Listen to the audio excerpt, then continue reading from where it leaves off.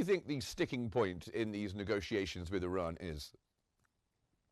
It's a very good question. And I think the sticking point is ideological more than anything else. And I think here we have to lay the blame at the doors of both the Iranians and the so-called European Troika, because they're both lying to their own public opinion, and they're lying, of course, to the international community, because they both have ulterior motives, right? So I think the Iranians, of course, are not sincere, blah blah blah. It's true, but what the European Troika has done at the UN is equally unsincere. So to make a long story short, it's a ballet. It's like a ballet.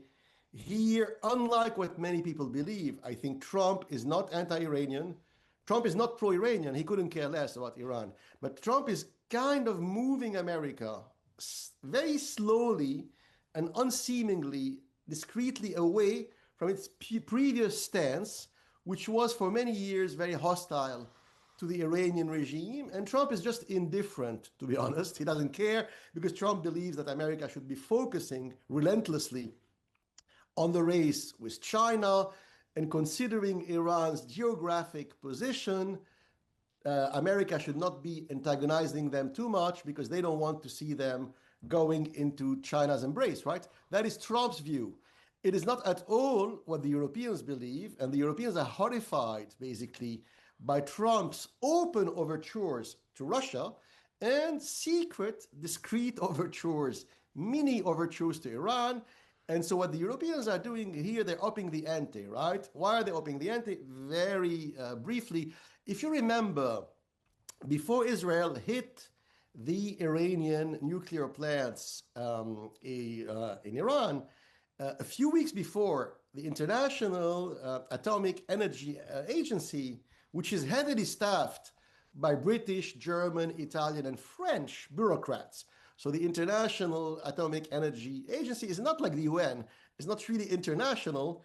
It's 70 or 80% of the upper echelons of the agency are from Western Europe, which is a political geographic bias. But anyway, a few weeks before Israel hit Iran, the International Atomic Energy Agency, they published a very tepid, I would say hypocritical report, which was full of small critiques of what Iran was doing in its nuclear power plants, blah, blah, blah, hinting or inferring in a very hypocritical way, the wording was very ambiguous by design, that maybe the Iranians were enriching a little too much, and maybe 55 or 60% was potentially dangerous 20 years down the road.